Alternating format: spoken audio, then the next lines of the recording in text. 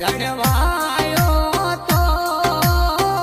ઉવાળો સા મડવાયો તો ઉવાસા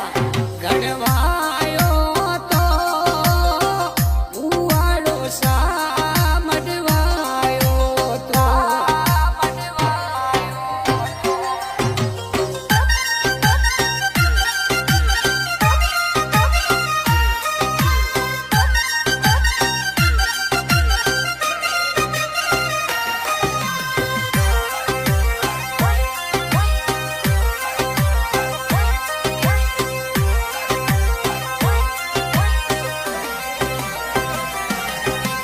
સુનારો માદણિયો બના કીણે લાયો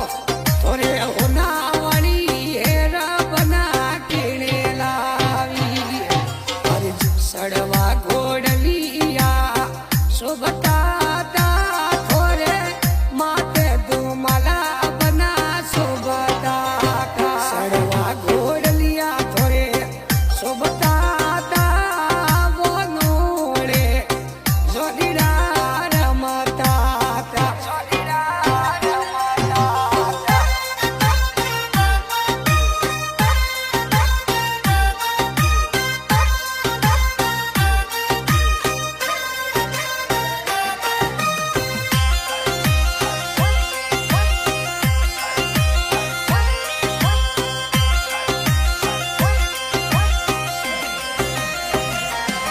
મારે હોનાવાળી હેરા બના કીણે લાવી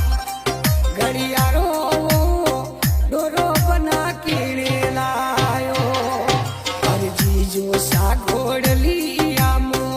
લાયા તા થોડી બેનડલીએ હેરા મંગાવી દી અરજી જો સા ઘોડલિયામો લાયા તા થોડી બેનડલીએ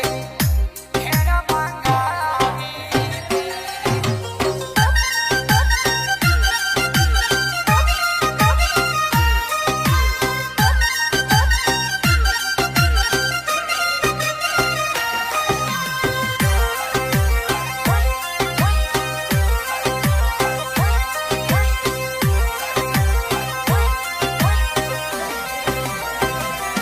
મોરે બનારે સેવરિયાઓ કીણેલા મોરે બનારે માદણીઓ બના કીણેલા ઓડી રે ગાડી બના શોભતી તી થોરે થાર મોમોસા બોલાવી તી ઓડી રે ગાડી સડવા શોભતી તી થોરે થારી ગાડી મોમોસા લાવી તી મોમોસા લાવી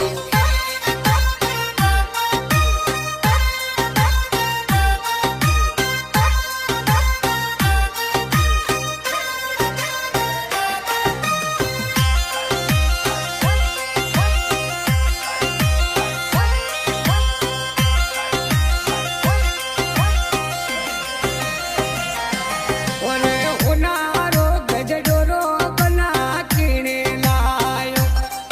ઓરે હોનારો માદણીયો બના કીણે લાયો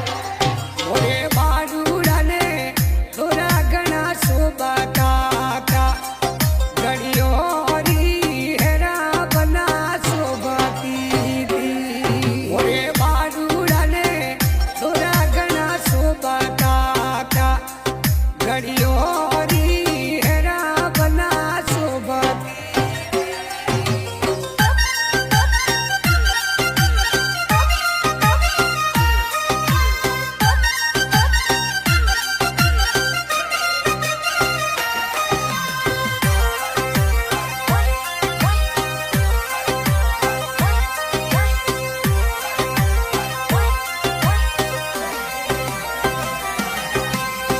वंदे मातरम, राम राम सा खम्मा गणी। मैं आपको चाहिए तो कलाकार कुमार गौरव DR म्यूजिक राजस्थान जिनमें छोका छोका भजन